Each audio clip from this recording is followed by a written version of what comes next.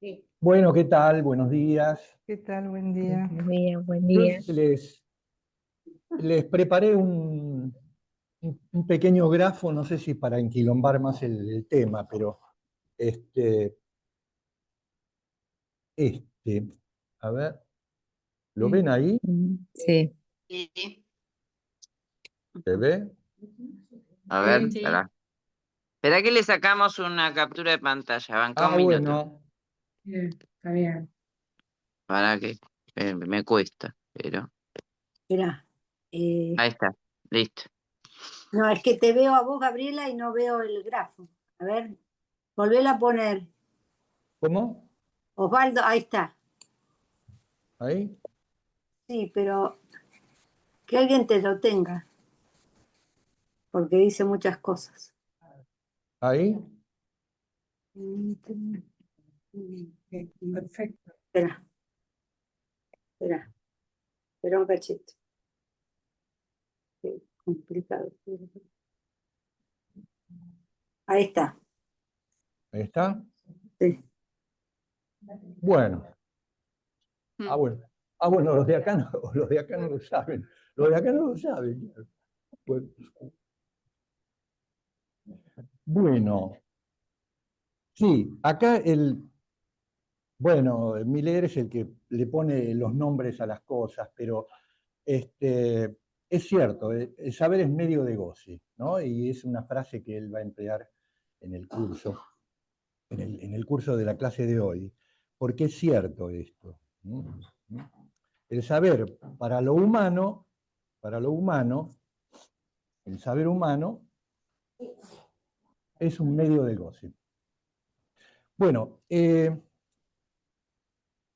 eh, la clase la voy a ir leyéndola en forma muy literal, porque me parece que es una clase muy central, porque ubica, incluso en una parte él dice, bueno, llegué acá y me animé a decir todo esto, porque realmente tenía que hacer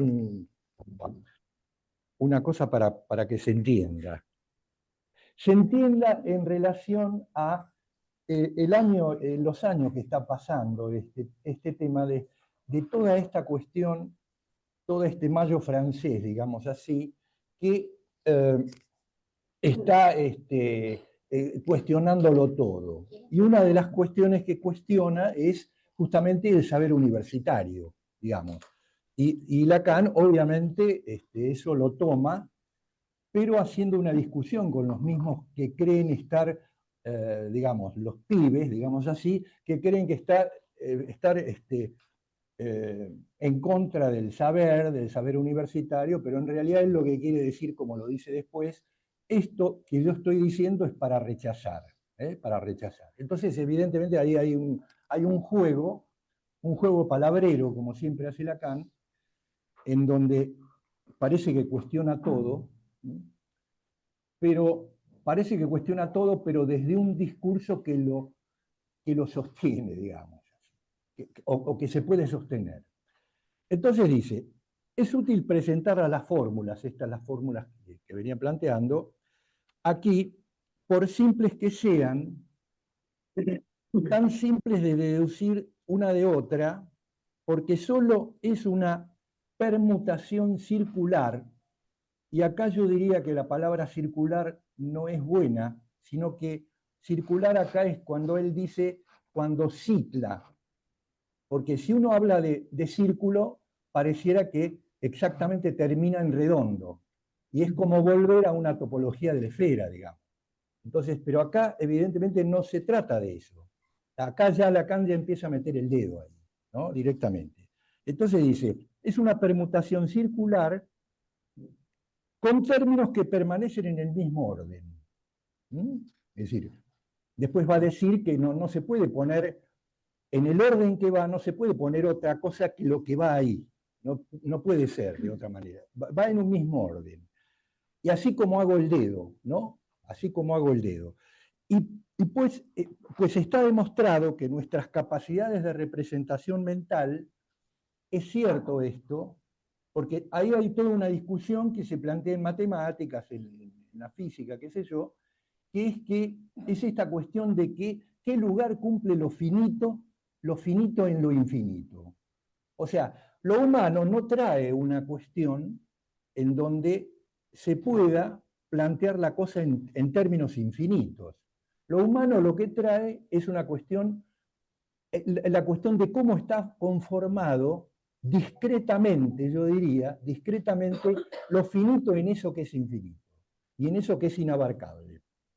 Entonces dice, y pues dice, porque nuestras capacidades de representación no son tantas. Es decir, ¿por qué? Porque estamos tomados por el lenguaje, estamos tomados por lo que finalmente podemos llegar a significantizar de lo real.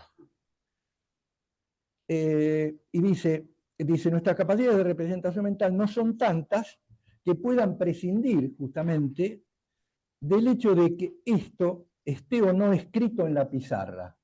Es justamente eso, porque nosotros, digamos, porque como podemos hacer las cosas discretamente, ¿no? Discretamente en términos finitos, evidentemente nos agarramos del escrito para poder agarrar y darle forma a eso discreto que queremos decir. Esa es la función del escrito, ¿sí? El poder salir del habla, salir de lo hablado, para ubicar allí lo escrito y la posibilidad de, en ese sentido, de tener algo más, bueno, más serio sería, más serio, que haga serie, ¿no? Después voy a hablar en relación a lo que es la estructura para el estructuralismo. Vale la pena que lo recuerde en este momento en que todo el mundo se alegra de estar en la nueva década. Bueno, y entonces va al primer...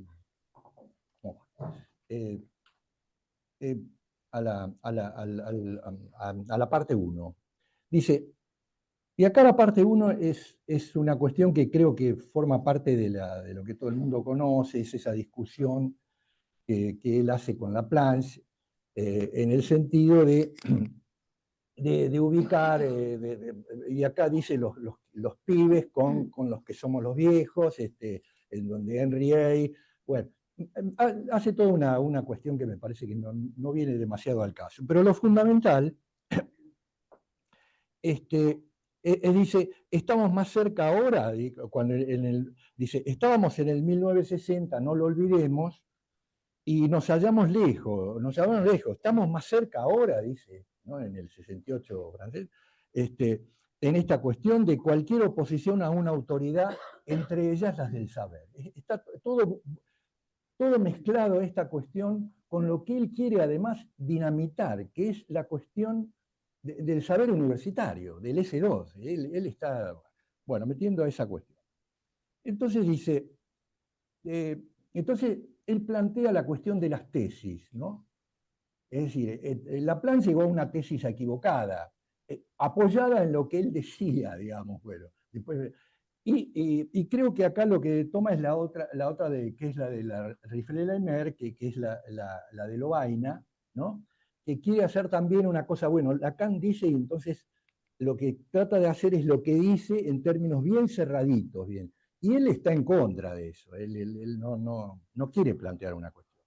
Bueno, con lo de Laplanche viene esa famosa discusión en donde, en este pequeño prefacio que di para esta tesis que se editará en Bruselas, es evidente que un prefacio mío le da alas, me veo obligado a señalar, es su única utilidad, que no es lo mismo decir que el inconsciente es la condición del lenguaje que decir que el lenguaje es la condición del inconsciente. Es un poco lo que es. Y entonces plantea, dice, lo que yo digo es que el lenguaje es la condición del inconsciente. Las formas de traducirlo se deben a razones que ciertamente podrían, en sus mínimos detalles, ser estimuladas por motivos estrictamente universitarios.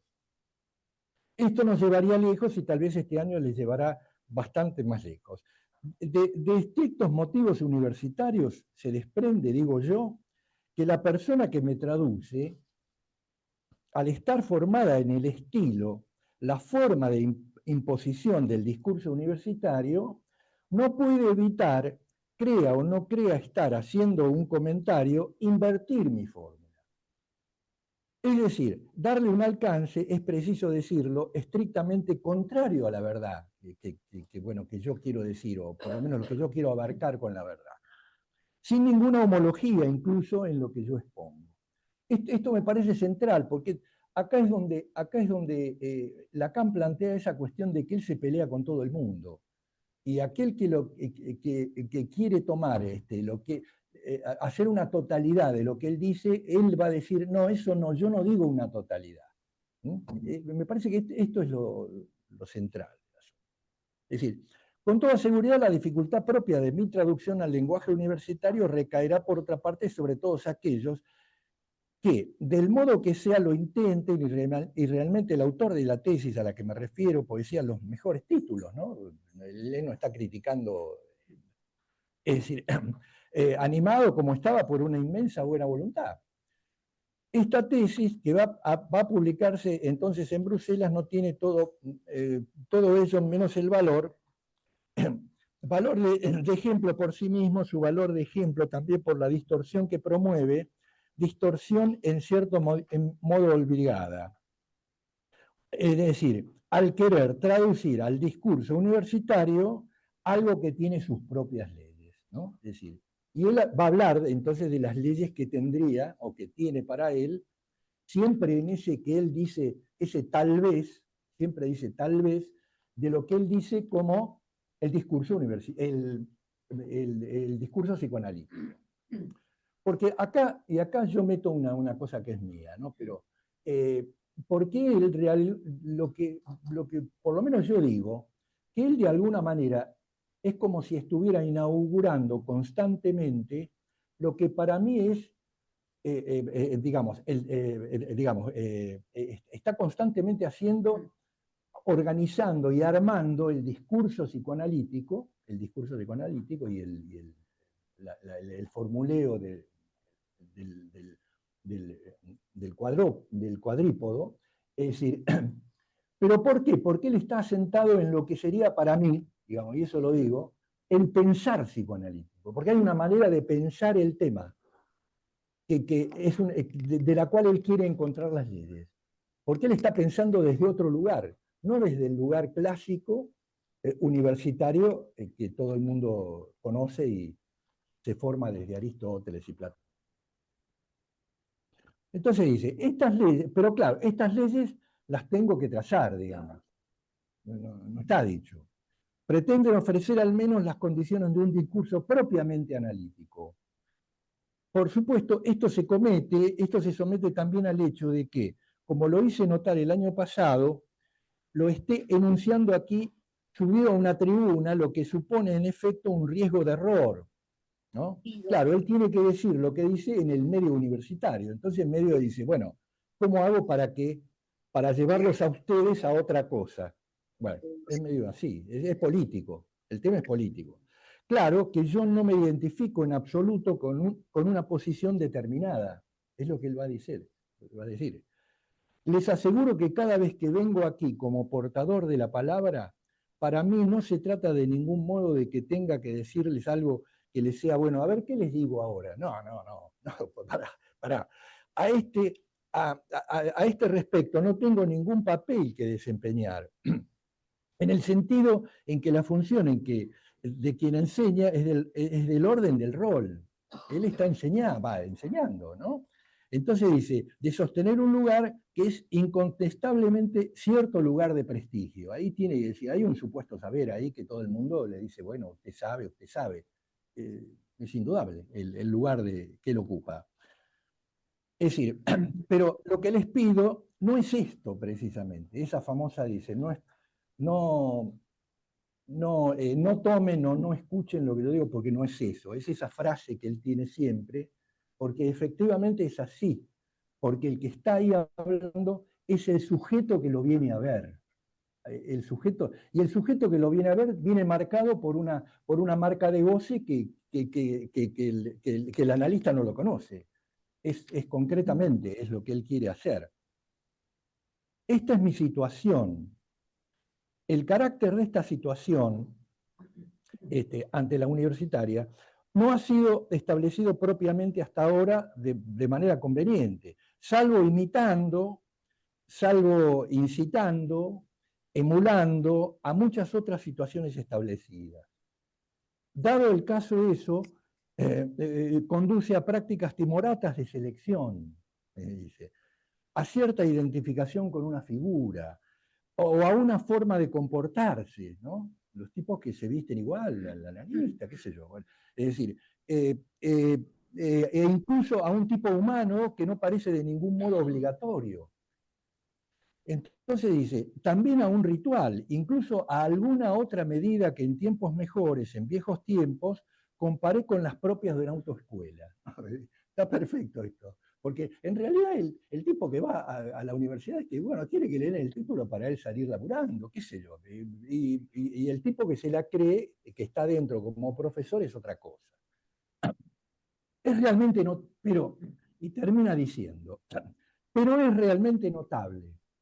Quiero decir, digno de ser observado, que después de 10 años llego con todo, o sea, no obstante, con todo, no obstante, a articular esta posición del psicoanalista. De una forma que es la que llamo su discurso, digamos, su discurso hipotético, siempre en ese tal vez, es decir, postula, es alguien que postula algo, ¿no?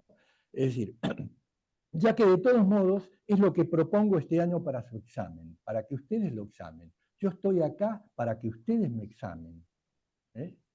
Es la posición de él. A saber, ¿qué es de la estructura de este discurso? Y entonces acá viene lo que él ya venía planteando en el 16, ¿no? Que es al modo de la. Al modo de la. La posición del psicoanalista llega a articularla de la siguiente forma. Digo que esencialmente está hecha del objeto A, que es el invento de él. Por eso que él habla de otro lugar, digamos. Habla como cualquiera, pero intentando hablar de otro lugar. En la articulación que hago de lo que es estructura del discurso, en tanto nos interesa y, digamos, tomado al nivel radical al que nos conduce en lo que al discurso universitario se refiere, esta posición es sustancialmente la del objeto A. En tanto, este objeto A designa en forma precisa lo que se presenta de los efectos del discurso como más opaco, desconocido desde hace mucho tiempo y sin embargo esencial. Acá la palabra esencial está para mí bien puesta, en otra parte me parece que no, va, la mezcla con sustancial que es diferente. Bueno, pero dice, es esencial. Se trata del hecho de discurso que es efecto de rechazo. Todo el mundo quiere escuchar algo que va y él indica esta cuestión de rechazo. Enseguida trataré de apuntar.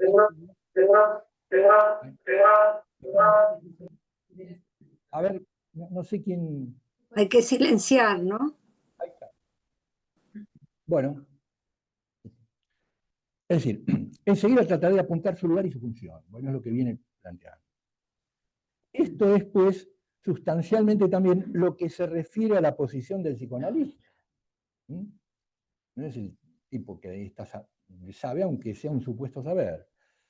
En su caso, este objeto se distingue también de otra manera por ocupar el lugar desde donde el discurso se ordena, desde donde se emite lo dominante, si puedo decirlo así. Es necesario, ante esa cuestión infinita y caótica, es necesario encontrar un orden. Todo discurso tiene su orden. Entonces dice, se emite la dominante, él plantea la dominante de ese discurso. Si puedo decirlo así, si puedo, insisto, si puedo decirlo así. Bueno, advertirán ustedes la reserva que hay en este empleo. Decir la dominante quiere decir exactamente con qué designo el fin y al cabo, para distinguirlas, cada una de las estructuras de estos discursos. Con nombres distintos del universitario, del amo, de la histeria y del analista, según las distintas posiciones de estos términos de este término otro valor. Llamo dominante a lo que me sirve para nombrar y ordenar estos discursos. Esta palabra dominante no implica predominio, ¿sí? En el sentido que este predominio especifique que no es lo seguro del discurso del amo. Digamos que se pueden distinguir, por ejemplo, según los discursos, sustancias distintas. Acá yo no estoy de acuerdo con esa palabra, porque acá esencia sería, ¿no? Hay una diferencia que me parece importante, una diferencia de palabra. Esencia se refiere al ser y sustancia se refiere al ente. O sea, son cuestiones diferentes. Así tomemos la dominante del discurso del amo, cuyo lugar ocupa ese uno. Si la llamamos la ley, lo que predomina, digamos, estaríamos haciendo algo que tiene todo su valor subjetivo y que no dejaría de abrir la puerta a cierta cantidad de interesantes impresiones, que es lo que a nosotros nos interesa. Por ejemplo, con toda la seguridad de la ley, entendamos la ley como ley articulada, entre cuyos muros habitamos y que constituye el derecho, no debe ser considerada como homónima aquí, o referida aquí, de lo que puede enunciarse en otros casos como justicia. Lo que estamos hablando acá como ley para nosotros sería.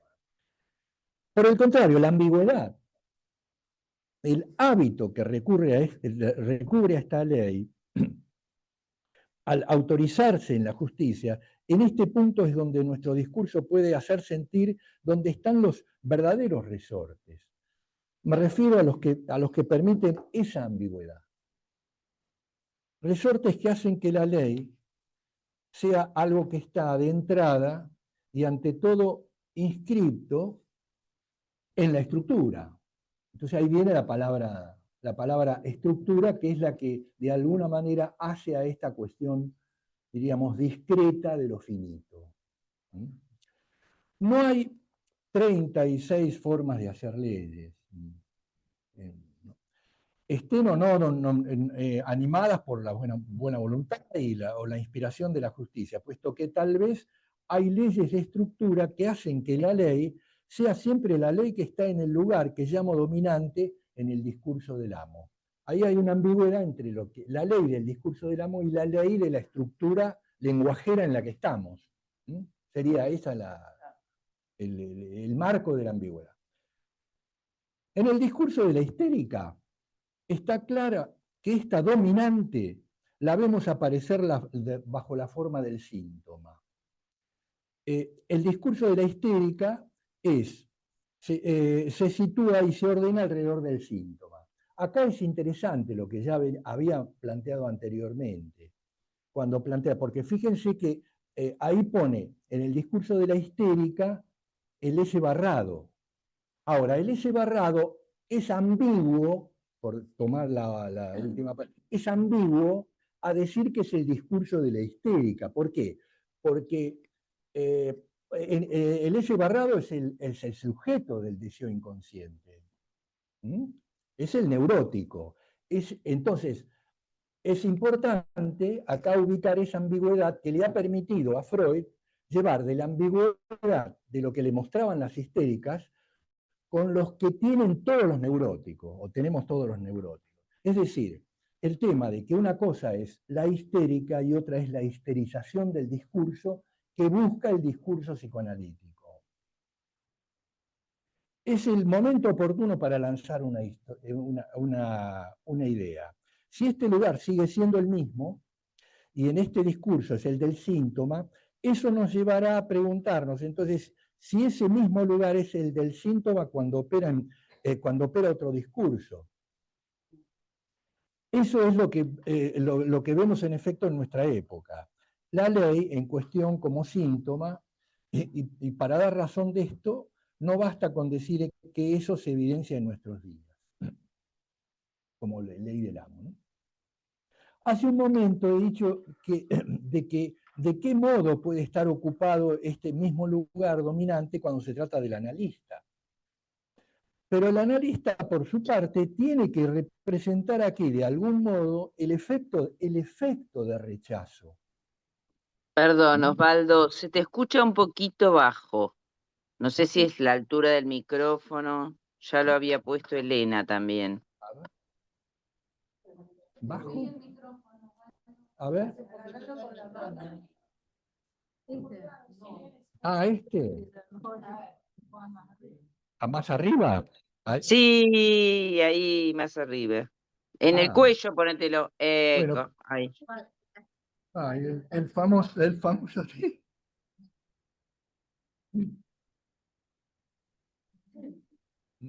Bueno, Porque se te a escuchaba, ver, pero había que hay que hacer un esfuerzo grande, no solo para entender, sino para escuchar. acá, ¿está bien lo que estoy haciendo?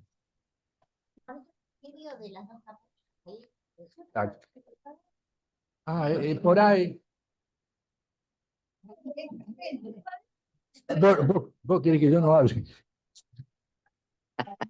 A ver, me lo ponés porque... A ver, no veo yo. Perdón. ¿Acá? ¿Acá dijo ciencia? ¿Acá? Ah, y otra vez también. Bueno, sí.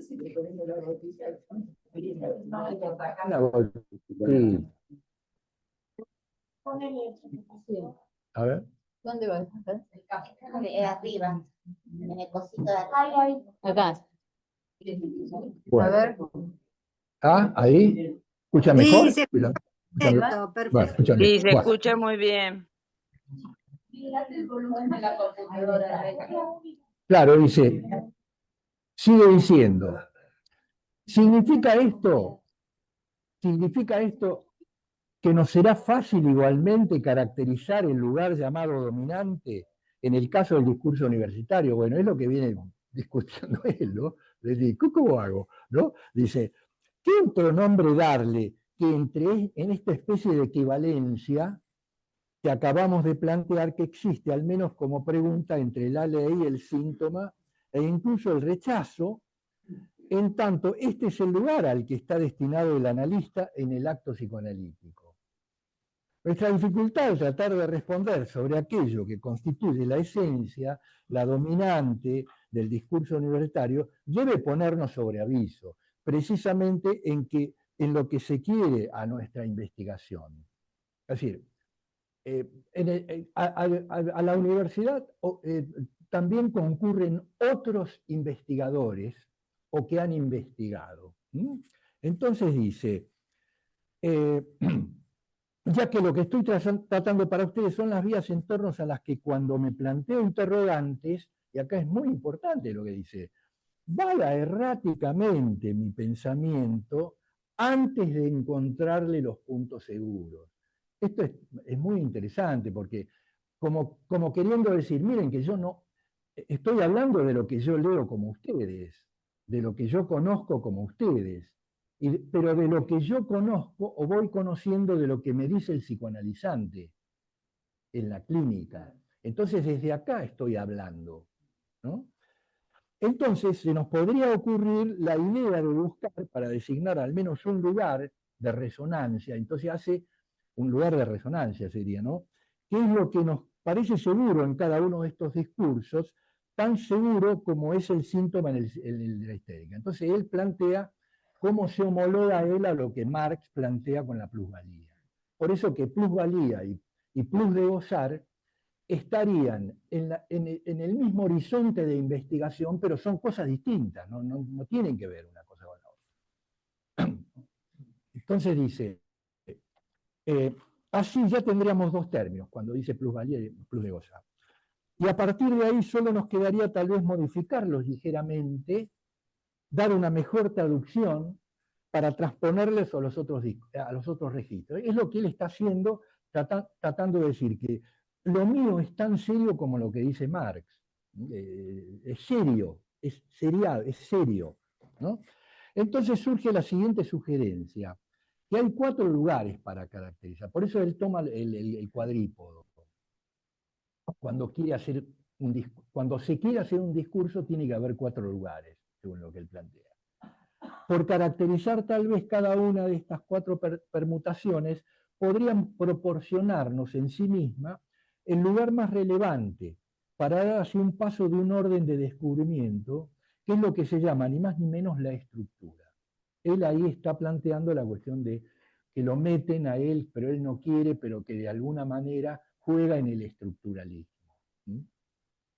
Esta idea, si la ponen a prueba, de la forma que sea, hará palpable para ustedes algo que tal vez no advertirán, advertían en primera instancia.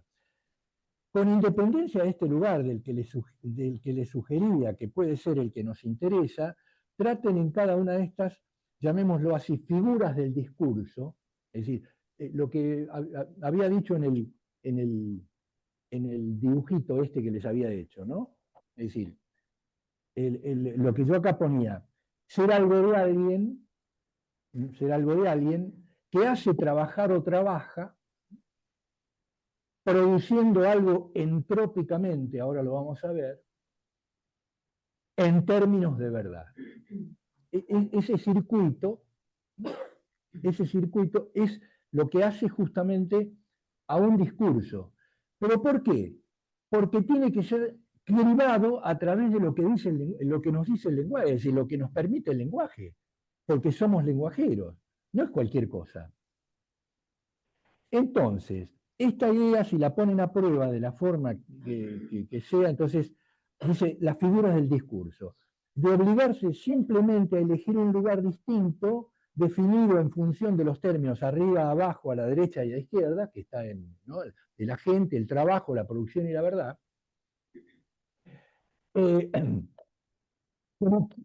como quiera que lo hagan, no conseguirán que cada uno de estos lugares sea ocupado por una letra distinta a la que ahí tiene que ir. A la inversa, en la regla del juego es lo mismo.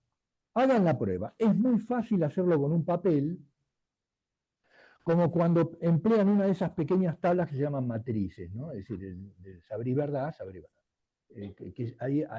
Ahí es una cosa doble, ¿no es cierto? Pero él, con la cuestión de anudamiento que él hace con este juego, que insisto, no es circular, sino que es ciclar, ¿no?, porque permite la repetición, entonces ahí está jugando la cuestión del anudamiento, como él lo va a tomar en sus últimos seminarios. Es decir, no hay nudo si no hay un retorno. No hay retorno si no hay nudo. Es decir, ¿cómo se hace para tejer algo? Para tejer un discurso. No se hace en términos circulares, no se hace que lo que está arriba es exactamente, pero inverso a lo de abajo, porque si fuera exactamente inverso a lo de abajo, sería circular y estaríamos en un todo cerrado, que es lo que no, justamente lo que no nos permite el hecho de la existencia lenguajera.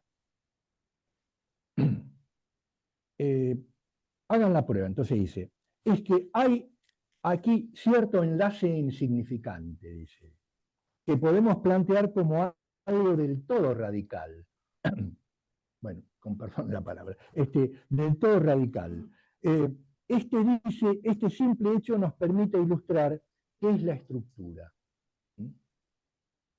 Estructura es eso, insisto, discreto, finito, de lo que se supone infinito del todo universal. Entonces, si planteamos la formalización del discurso, porque es formal la cuestión, y en el interior de esta formalización nos damos ciertas reglas destinadas a ponerlas a prueba, es decir, hasta que encontramos un elemento de imposibilidad, en estos discursos siempre nos va a llevar hasta un punto de imposibilidad, porque es el punto en donde está la ansia del lenguaje, donde está la cosa abierta, donde termina algo, para empezar otra cosa. Entonces dice, esto se halla en la base, en la raíz de lo que es un hecho de estructura. Pues justamente. Y de la estructura, esto es lo que nos interesa en la experiencia analítica. Ahora dice, en el punto 3 ya, y acá quiero ir a la parte más fuerte de la clase porque me parece lo más importante. ¿Por qué nos restringimos a este manejo del significante? Y su eventual articulación. Se trata de algo que está en los mismos datos del psicoanálisis. Está en el lugar, yo digo, está en el lugar del pensar psicoanalítico. Quiero decir que se encuentra en lo que se manifestó a un espíritu un poco introducido en esta clase de elaboraciones, como podría, tampoco, ¿no? Tampoco, sí. Un Freud, teniendo en cuenta su formación, que conocemos del tipo de las ciencias parafísicas, fisiología armada de los primeros pasos de la física y especialmente la termodinámica. Lo que Freud se vio llevado a formular en un segundo tiempo en su enunciación, al seguir la vena, el hilo de su experiencia, es más importante todavía, en ese segundo tiempo en el cual él puteaba contra las histéricas que lo engañaban, ¿no? Bueno, porque él ahí descubre el inconsciente. Puesto que después de todo nada, parecía imponerlo en el primer tiempo, el de la articulación del inconsciente. Él está tratando de ubicar la articulación del inconsciente. El inconsciente permite situar al deseo, ya no a la necesidad. Este es el primer sentido del paso que da Freud. Ya por entero, no solo supuesto, sino propiamente articulado y desarrollado en la Transdoitum. Cuando ya ha obtenido esto, y entonces en un segundo tiempo, en el que inaugura el más allá del principio del placer, que en la cosa freudiana justamente venimos tocándolo, porque se han tocado las lecturas, ¿no? Es increíble, ¿no? Bueno, pero bueno, es natural. Bueno.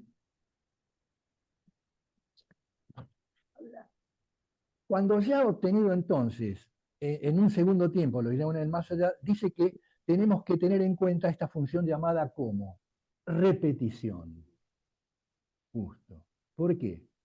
Bueno, hay un volver a un goce que se ha perdido. ¿Qué es la repetición? Leámoslo de nuevo a Freud. Lo que precisa de la repetición es el goce, dado por el hecho de existir, agrego yo, dado por el hecho de existir. Término que le corresponde en propiedad, en la medida que hay búsqueda de goce en tanto repetición. ¿Por qué? Porque se ha perdido. Se produce lo que está en juego en ese paso, ese salto freudiano. Este es central, me parece. Para mí que, bueno, de por medio el salto Einsprung, ¿no? Que tiene que ver entre ese salto dado desde el lenguaje sobre lo biológico, sobre la vida biológica. Ya estamos. Ese salto nos lleva a la existencia humana sobre la vida biológica. Se produce lo que está en juego en ese paso, ese salto freudiano. Lo que nos interesa como repetición y que se inscribe por una dialéctica del goce es propiamente lo que va contra la vida. Bueno, acá, este contra la vida es medio para mí complicado, porque justamente, no, ese salto es sobre la vida, justamente, es sobre la vida, que tiene una cuestión que se le parece, ahora después vamos a ver, pero que en realidad no le va en contra, sino que toma la vida desde otro lugar que es desde la existencia. Entonces dice, si Freud se ve de algún modo obligado por la misma estructura del discurso a articular el instinto de muerte, y ahí viene lo que yo insisto, bueno, todos me conocen por eso, pelotudez, bueno, es en relación con la repetición. Bueno, así, hipérbole, extrapolación fabulosa, dice, cuando pulsión de muerte dice que Freud hace una cosa fabulosa, pero fabulosa para llevarla a la ambigüedad de la cual Lacan, ahora después lo va a decir, como dice, yo quiero decir algo más, dice Lacan. Dice, Dice, así por esta extrapolación fabulosa, a decir verdad, escandalosa, para quien quiera que tome del pie de la letra la identificación del inconsciente con el instinto. Es que la repetición aquí no es solo función de los ciclos que lleva en sí la vida, ciclos de la necesidad y de la satisfacción, sino de algo distinto. ¿No? Y ahí lo dice, está bien, Freud lo pensaba, pero Lacan, desde mi punto de vista, lo dice más adecuadamente. Esto es lo que quiero decir. Sino de algo distinto, un ciclo que supone la desaparición de esa vida como tal, la vida biológica como tal, y que es el retorno a lo inanimado. Bueno, y que es la vida como tal, la vida como tal, la vida biológica retorna a lo inanimado. Ahí está incluso lo inanimado, o sea, la muerte, la terminación de la vida en lo biológico está planteada como terminación. Es algo que es una terminación. En el humano está el significante muerte, que es diferente. Es diferente. Cuando decimos muerte, no estamos hablando de lo inanimado, estamos hablando de lo que para un humano es la muerte. Como los ¿Sí? privados. ¿Qué? Aquí Bueno, se nos arma el lío. Digo. claro. Los animales no tienen lío con esto. No se pregunta a nadie nada. Lo inanimado, acá toma Lacan, acá le sigue metiendo a Freud, ¿no? Lo inanimado, punto de fuga, punto ideal, punto fuera de plano, pero cuyo sentido capta el análisis estructural. Queda perfectamente indicado en lo que constituye aquí el goce. Entonces, ¿en qué quedamos entonces? ¿Viste? Es lo que podríamos decir, bueno, pero ya lo viene planteando. No hay una terminación animal de lo inanimado. Hay el goce. ¿Mm? Esto es lo que quiere decir. Basta compartir el principio del placer, que no es más que el principio de la menor tensión, de la tensión mínima, que debe mantenerse para que subsista la vida, ¿cierto? Si no, si nos dejamos llevar por ese goce primitivo, si no se pudiera apalabrar ese goce primitivo, no existiríamos los humanos. Entonces dice, el placer límite, entonces dice, esto demuestra que en sí mismo el goce la desborda la vida, está fuera ha saltado sobre la vida, ¿no? Y que el principio del placer mantiene el límite en el goce al que se refiere. Justamente es el que permite, no te pases loco porque te vas al carajo, digamos. Entonces dice, como todo... Claro, acá está hablando de la vida animal. Pero bueno, ahora después vamos a hacer la canción. Ahora, como todos nos lo indican los hechos, la experiencia, la clínica, la repetición se funda en un retorno del goce. Entonces yo siempre digo esto, En realidad no hay, justamente no hay pulsión de muerte,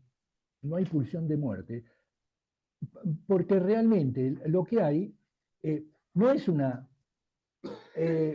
una terminación de la vida, no es un volver a lo inanimado. Cuando hay una cuestión así con la fuerza, llamémosle pulsional, con la fuerza pulsional de un sujeto, aunque estemos hablando del serial, estamos hablando de un deseo de matar. Es un deseo de matar, pero no hay pulsión de muerte.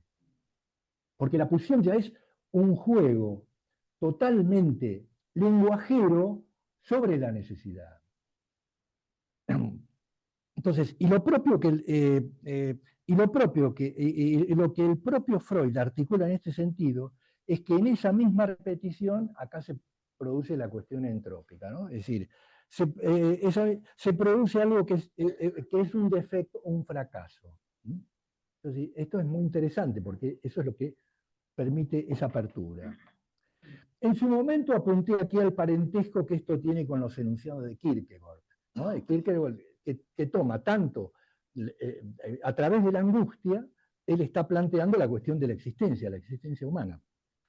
Por el hecho mismo de que sea algo expresamente como tal repetido, por el hecho de que está marcado por la repetición, lo que se repite no puede estar más que en posición de pérdida, ¿sí?, con respecto a lo que es repetido.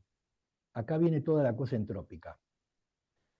Pérdida de lo que quieran, pérdida de velocidad, hay alguna pérdida. En relación con esta pérdida, desde el origen, desde esta articulación que estoy resumiendo ahora, Freud insiste, es la misma repetición, en la misma repetición hay una mengua de goce. Entonces, si fuera una cosa terminal y circular, ¿cómo se captaría que hay una mengua de goce? No, hay un suceder temporal que tiene la misma existencia que permite decir esto no es lo mismo de lo anterior. Elemental, Watson, ¿no? Me parece que no. Dice, así se origina en el discurso freudiano la función del objeto perdido. Y ni siquiera es necesario recordar que todo el texto de Freud gira expresamente en torno al masoquismo, concebido únicamente en esta dimensión de búsqueda de aquel goce ruinoso. Y ahora viene lo que aporta Lacan, por eso digo, él está empujándolo a Freud, ¿no? Está tomando su descubrimiento, porque no se puede ir más allá, en términos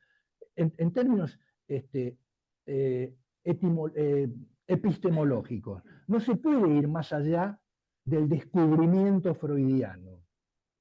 Ya está, eso ya está el descubrimiento.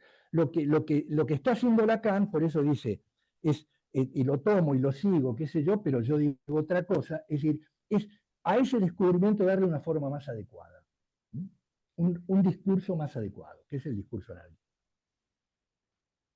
Y ahora viene lo que aporta Lacan, dice. Se refiere a esta repetición, esta identificación del goce. En este punto tomo algo prestado del texto de Freud y dice, insisto, dándole un sentido que éste no indica. Y sí, es un poco así. La función del lunario. Es decir, la forma más simple de la marca de goce, y acá no agrega Lacan, pero lo agrego yo, digamos, la forma más simple de la marca de goce, que es el origen del significante propiamente dicho. Yo, incluso siempre cosas que escribo, planteo la cuestión de ahí se forma con el rasgo unario un protosignificante. Algo que tiene vocación de serlo, pero queda todavía como marca. Entonces dice, Anda cortando que...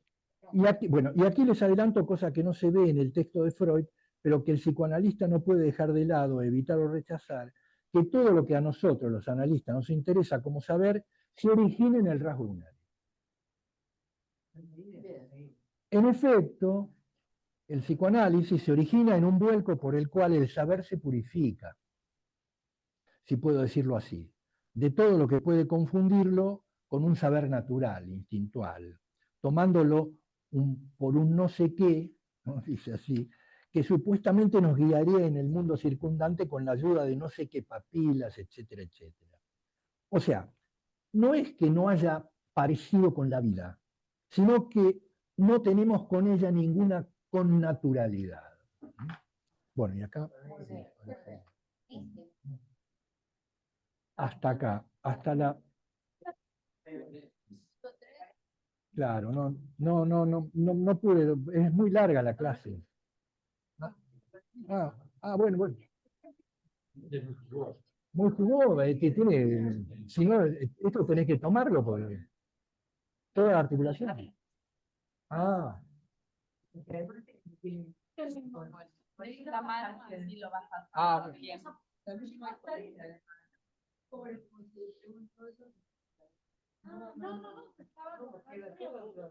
¿Cómo, cómo?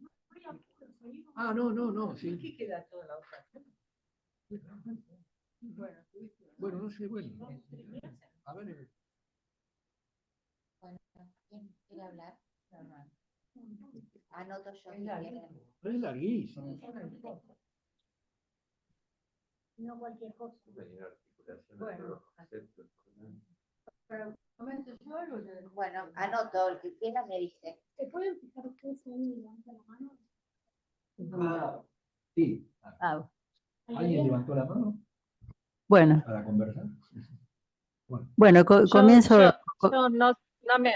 Ah, perdón. ah, ¿Querés vos? Dale, gracias.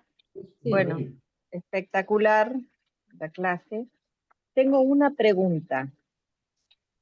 Cuando Mariana. decís, Osvaldo, ¿se me escucha bien? Sí. Bien, bien. Cuando decís que la estructura es discreta de lo infinito, Sí. se me ocurre, no sé si es así, si lo infinito es el lenguaje, distinto a lo discreto y finito que es lo inconsciente. Cuando dice, no es lo mismo decir el inconsciente es la condición del lenguaje que decir que el lenguaje es la condición del inconsciente. Esa es mi duda. Gracias. Es que lo que pasa, Mariana, que si vos decís que el lenguaje es la condición del inconsciente, la estructura es el lenguaje, y como tal, el inconsciente forma parte de esa estructura. Porque ¿qué es lo que pasa con el lenguaje? El lenguaje en su manera de producir existencia y producir existentes y producir el efecto sujeto, tanto produce el sujeto del deseo inconsciente como el sujeto que se cree, digamos, se cree ser absolutamente consciente y nada más. O sea, genera estos dos discursos. Esto lo digo de esta manera, no sé. Genera estos dos discursos. Entonces, es evidente que, digamos, todo depende de la estructura que da el lenguaje para uno ser lenguajero y poder tener el yo de la conciencia y tener al mismo tiempo el sujeto del deseo inconsciente. Bueno, sí, un comentario sobre la primera parte del trabajo que hizo hoy Osvaldo, tan bueno, eh, que, que Lacan está trayendo, digamos, una noción o un concepto de lo estructural que no coincide exactamente con Levi Strauss. Por eso, porque mucha gente lo decía, bueno, es estructuralista, y él decía, no soy estructuralista, porque lo que él ubica como estructura es lo que decía muy bien Osvaldo, es esta articulación de letras y de ese giro en torsión, pues un giro en torsión, que es lo propio a la vez del significante, ¿no? Del lenguaje, que no es exactamente lo relativo a las estructuras sociales del parentesco, que es lo que trabaja Levi Strauss. Esta es una estructura relativa al significante, digamos, a ese ordenamiento del significante.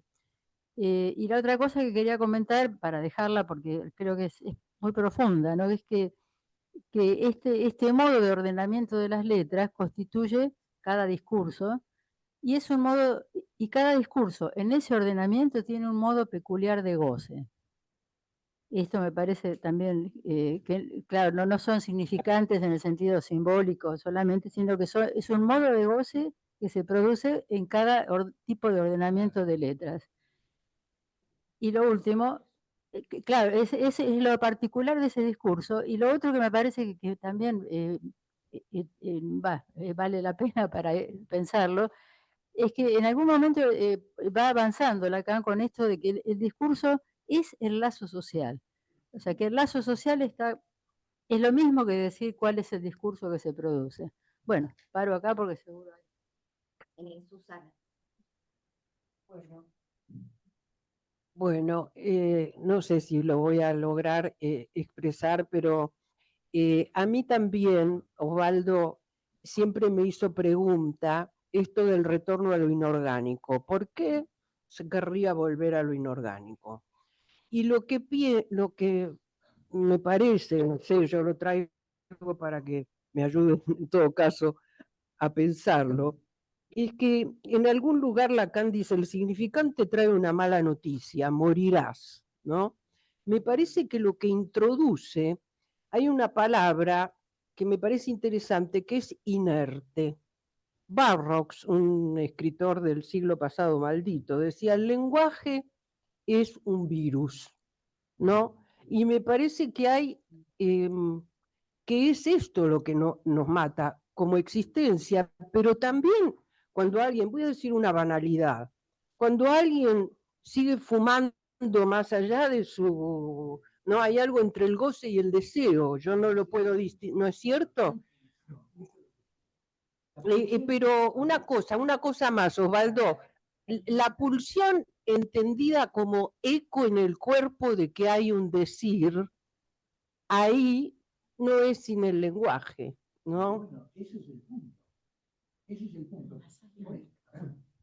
Porque no sería, no hay algo puro fuera del lenguaje. Pero, claro, por eso es que creo que Lacan, en este sentido, es muy claro cuando plantea en el grafo ese barrado, los sans, demanda o deseo. O sea, ¿qué es lo que pasa para nombrar a la pulsión? Porque la pulsión es lenguajera respecto del instinto. O sea, la pulsión es la versión lenguajera del instinto. Y como versión lenguajera del instinto, no puede funcionar sino en lo que es de un sujeto, en los sans, con una demanda y un deseo. O sea, es el salto, es el Einsprung sobre la necesidad. Perdón, a Eduardo. Eduardo. Cuidado con este falito. Ahí está. Hola a los que están lejos. Buen día. Gracias Osvaldo por la introducción, porque realmente es muy denso este capítulo. Muy denso, tiene muchas cuestiones. Yo quiero detenerme en algo preliminar a las cuestiones centrales que ya se están discutiendo, que tiene que ver justamente con la formulación que él hace discutiendo con la época, con el discurso universitario en particular, y la paradoja que él presenta de decir, bueno, el discurso universitario tiene al saber en el lugar del amo. El psicoanálisis no puede funcionar así, y es más, la cuestión que se abre es cómo transmitirlo. Porque él dice, yo evidentemente me ubico en otro lugar, pero estoy arriba de un estrado para transmitir esto. Ahora, claro, sin embargo, luego, y algo, vos lo señalaste, Osvaldo, me interesa mucho, dice en la página 46, bueno, lo que yo hago son, frente a ustedes, es trazar las vías y mi pensamiento va a la deriva durante cierto tiempo hasta encontrar algo seguro. Me parece que esto es una manera de posicionarse distinta con respecto al saber en el lugar del amor.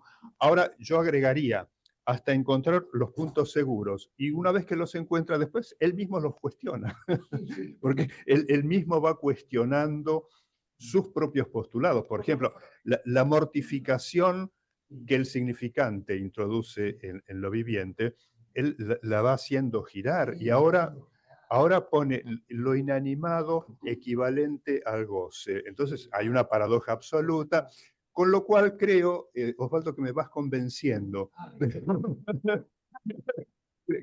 Sí. Creo que me vas convenciendo. Una cosita más entonces antes de pasar. Con respecto a la estructura, efectivamente, a él lo quisieron poner en el molde estructural, pero hay algo en lo que la posición de Lacan se diferencia de manera radical, y es que el estructuralismo que dominaba en esa época aniquilaba, borraba, suprimía la cuestión del sujeto. Lacan lo reintroduce necesariamente, claro, con esta cuestión del sujeto del inconsciente, que es una cuestión difícil. Entonces, todo esto preliminar a las cuestiones más importantes que ya se empezaron a discutir.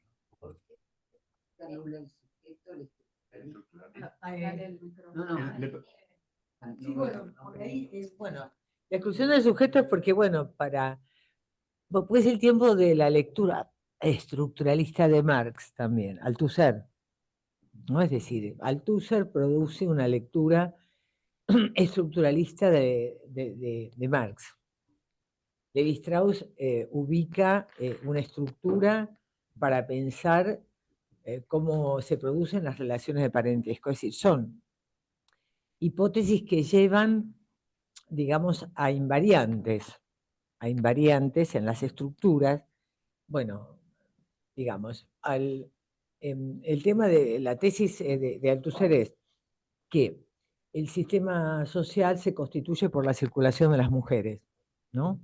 Sí, lo que circula son las mujeres y la circulación exogámica de las mujeres es lo que determina la conformación de las relaciones de parentesco, ¿no? Y es como que para el psicoanálisis justamente lo que está ignorado, en todo, incluso en la lectura estructuralista de Freud aparece la idea althusseriana de que no necesariamente la estructura, es decir, la tesis marxista, determina la superestructura, sino que la superestructura, por ejemplo, la ideología, puede incidir sobre, bueno, es muy complejo de explicar, pero bueno, son todas construcciones lógicas estructurales que organizan un sistema cerrado. Es un sistema cerrado, ¿entendés? Tanto, digamos, el sistema productivo, que está logicizado por marxismo, como el sistema social, que está logicizado por Levi Strauss, son sistemas cerrados donde hay una lógica y hay la posibilidad, digamos, bueno, de una predicción. Bueno, en tal sociedad se produce, bueno, digamos, el psicoanálisis no podría ser un estructuralismo porque no hay ninguna predictibilidad por la lógica retroactiva y la lógica entrópica que está presente y porque el lenguaje no constituye nunca un sistema cerrado. Bueno, puedes hacer una afirmación universal de que tal cosa va a querer decir tal otra. Por ejemplo, ¿se acuerdan la traducción simbólica de los sueños? Entonces, por eso no hay parentesco entre lo que sería la antropología social o el marxismo con el psicoanálisis, porque no hay de lo predictivo, porque es un sistema abierto. Es decir, no construye un cierre, ¿no? Porque digamos, ¿qué dice Levi-Strauss?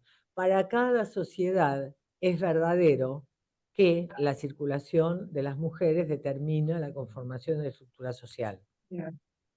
Vos en el psicoanálisis no podés decir que para cada uno, no sé, cierta conformación del Edipo tendrá determinado, en ese sentido. ¿No? Me parece que es por ese lado el tema de que él va vaciando. Yo justamente quería tomar eso porque, bueno, hay una lógica del goce que, como dice Graciela, es de lo singular. Entonces nunca puede haber una predictibilidad ni la construcción de un sistema. Hay una ruptura, por eso no es el infinito y es un sistema abierto. Eso es tan complejo. Hay como una rotación, un movimiento, un suceder, ¿no? Pero no hay la predicción. Por eso el psicoanálisis no es una psicología. Sí, sí, bueno, sí, la articulación que hace Lacan con respecto entre el psicoanálisis y la ciencia. Lo que vos estás trayendo está en escritos Psicoanálisis y Ciencia, donde se ve bien este tipo de articulación entre lo que sí pertenece a la ciencia y lo que no, y cómo el psicoanálisis restituye el sujeto, eso es lo que plantea ahí, ¿no? El psicoanálisis restituye al sujeto que está forcluido por la ciencia, forcluido por su propia condición de ciencia, por su formato, digamos, ¿no? Bueno, no, lo que más me interesaba es lo que este asunto de cómo construye Lacan su saber, digamos, eso que vos decías, ¿qué tipo de saber? Porque me hizo acordar a que en el seminario RCI, que también habla de esto, dice que él arriba al cuarto nudo, porque se dejó llevar, es una vagancia, una errancia, después la va a precisar, ¿no? Una errancia en su transferencia con Freud respecto a la transferencia de Freud con el discurso de la ciencia. que fue así como él fue llevado al cuarto nudo. Sí, ahí dice, fui llevado. ¿Cómo llegué al cuarto nudo? En una vagancia, en una errancia, por mi propia transferencia con Freud, a la transferencia de Freud con el discurso de la ciencia, que era la termodinámica en ese momento. Ahora, esa lógica, pongamos, la transferencia que él tenía con Freud en ese punto, dice, me llevó a encontrar el cuarto nudo. No voy a explicar por qué, porque es una hoja más. Bueno, gracias. Ahora Celia.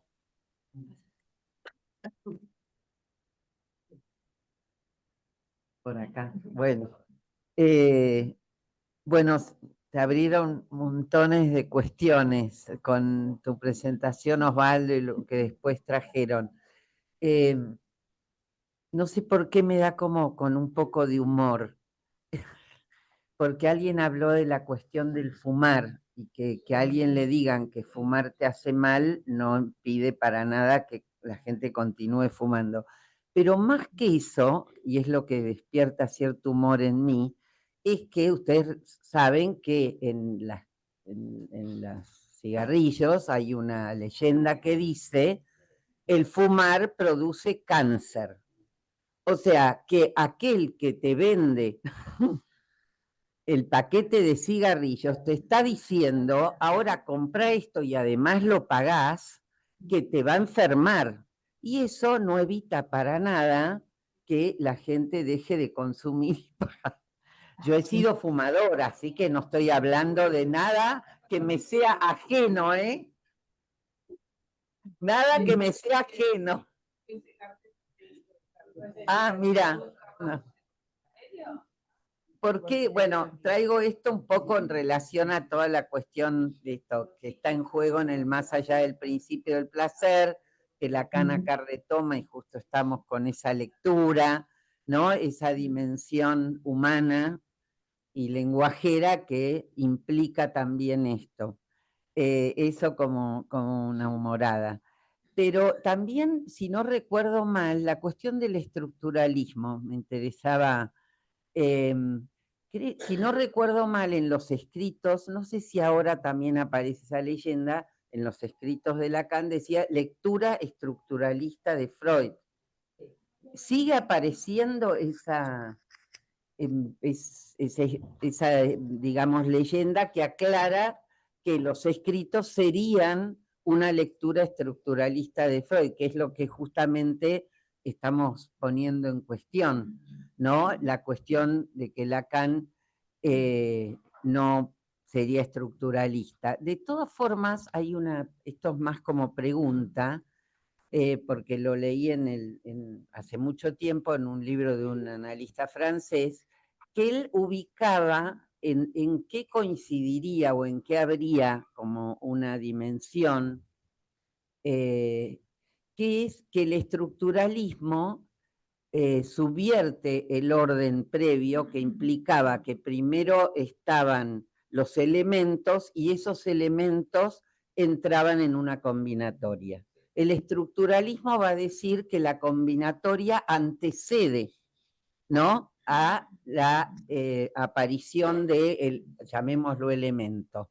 En ese sentido, y solo en ese, por ejemplo, la dimensión de que el sujeto es lo que un significante representa para otro significante, tendría esa dimensión.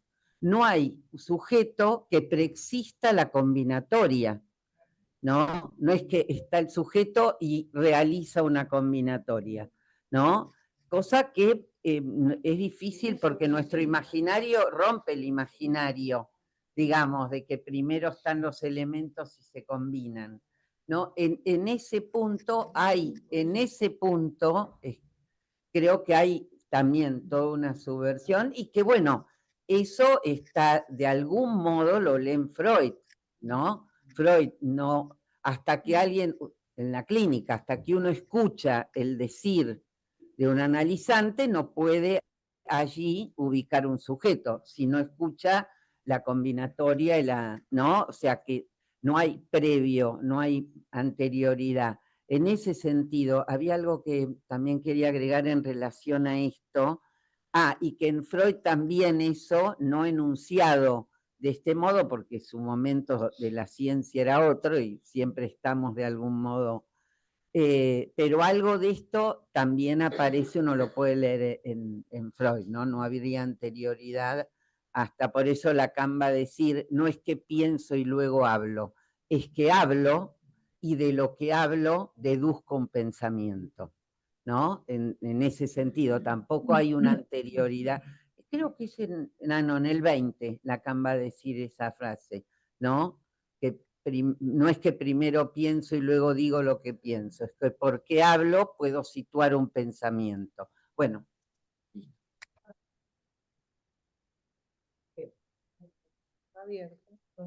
Es un sistema.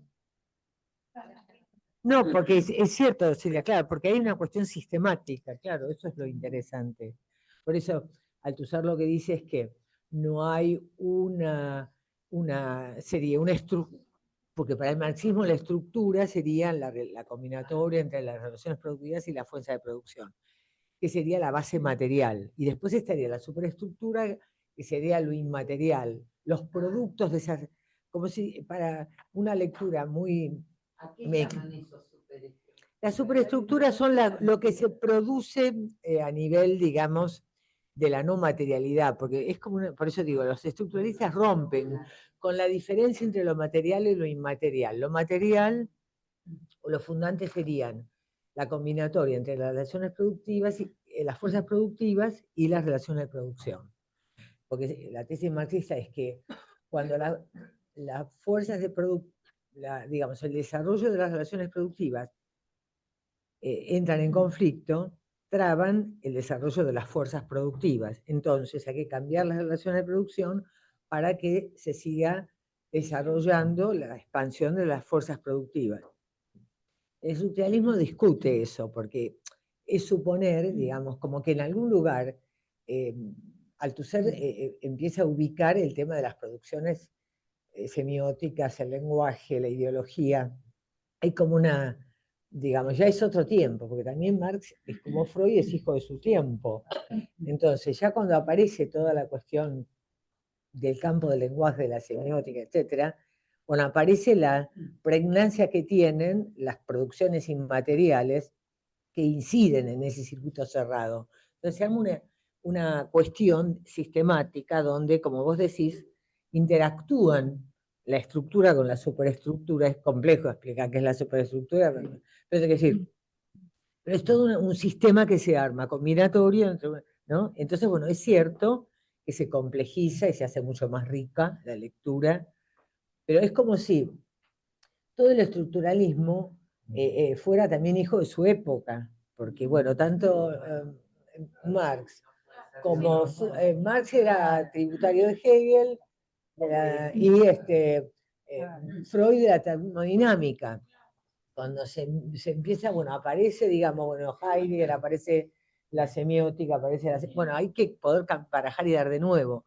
Pero es cierto que el psicoanálisis tiene esta cuestión de que produce un discurso paradojal. ¿Entendés? El psicoanálisis es el que más tensiona esta cuestión de que no es...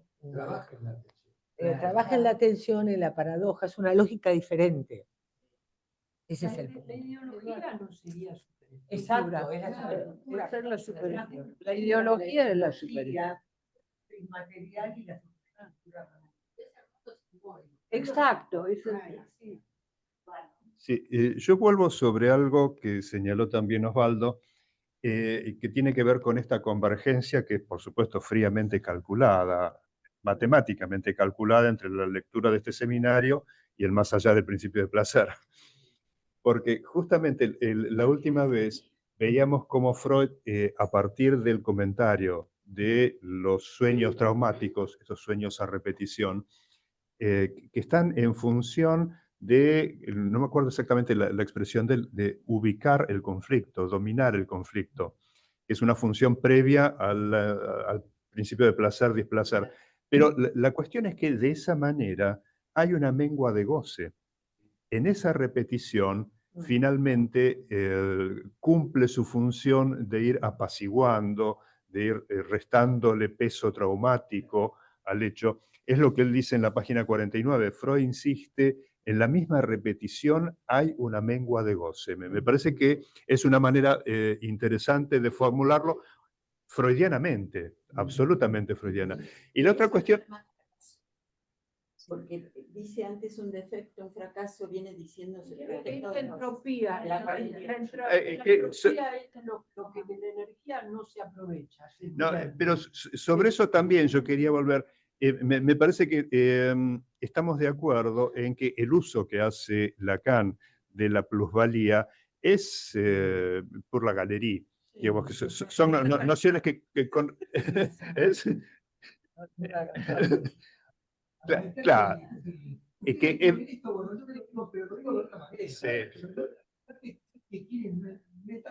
sí, ya que suena bien en este momento, porque me parece que la idea de entropía está mucho más cerca, es mucho más interesante pensarla. Entropía es eso, es lo que en un sistema, lo que se pierde en un sistema. Una máquina funciona, una parte deriva en trabajo, en producción de algo, y otro es pérdida.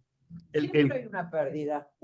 Claro, Energía. cualquier máquina produciendo genera calor, por ejemplo.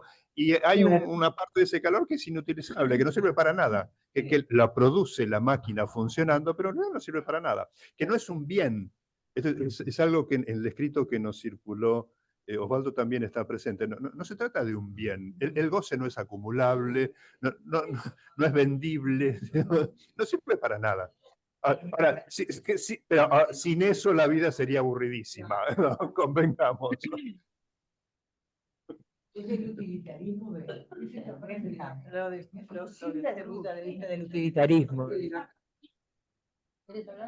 Claro, es esa frase, estoy tomando, esta frase de Lacan que es un chiste, que dice, no podés conservar a la torta cuando ya te la comiste. O sea, es un tema que uno, el goce lo hace cuando uno está comiendo. Ahora, no se acumula en la torta. Si vos te la comés, no se puede. ¿Pero por qué? Claro, ¿pero por qué? Pero eso ¿por qué? Porque pero eso ¿por qué? Porque tiene que ver con la existencia. O sea, la existencia como tal es el goce de existir. Eso lo digo yo. Claro, ¿no? Es el goce de existir. Está también el que come nada. No es la comida, ¿no? Es la cuestión de la anorexia, que come nada. Y está llena de eso, por eso no tiene hambre, de comer nada. Hay un pleno, no hay una falta, justamente, falta la falta. Perdón.